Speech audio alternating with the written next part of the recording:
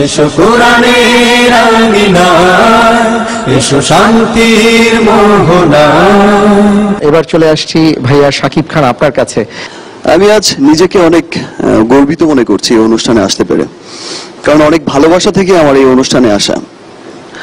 আমি একজন মানুষ, আমি একজন মুসলমান। পিএসপি কোরআনের আলো আসলে এই অনুষ্ঠানটা আমি গতবারই টিভিতেও দেখেছি, আর একরকম এই অনুষ্ঠানের প্রেমে পড়েছিলাম গতবার। যখন দেখলাম, আমি পাশের সেটে শুটিং করছিলাম, যখন দেখলাম আমার পার্শ্ববর্তী সেটে এই অনুষ্ঠানটি হচ্ছিল, যে ছোট ছোট বাচ্চাগুলো আমার ওই সেটে গিয়ে অনেকেই ভিড় করতো। আমি ভাবতাম যে এতগুলো ছোট ছোট হুজুর, এই বাচ্চা, এরা কি করছে এখানে?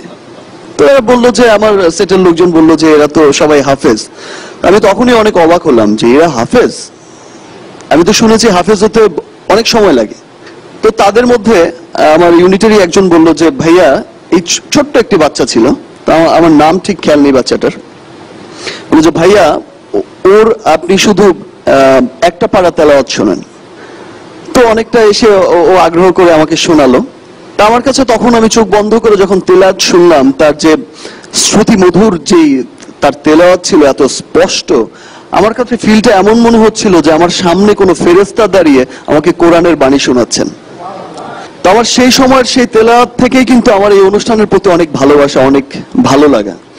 তো ভাই, তুমি অনেক দূর এগিয়ে যাও, বাংলাদেশের মুখ উজ্জ্বল করবে তুমি অনেক। আর আসলে আমি আসলে তোমার সাথে একটু হাত মেলাতে চাই।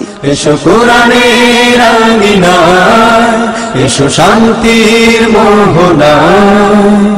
জীবনকে রাঙাতে, ফুলে ফুলে সাজাতে, আল্লাহর প্রেমে সুধা নিয়ে এলো। আমার মনে হয় যে ও একদিন অনেক বড় হবে, ইনশাআল্লাহ অনেক বড় হবে। অ্যাটলিস্ট ওই দিন যেন আমি বলতে পারি যে, হুজুর, আমি আপনার সাথে হাত মিলিয়েছিলাম। এই জন্যই আজ অগ্রিম হাত মিলিয়ে রাখলাম। অনেক ধন্যবাদ।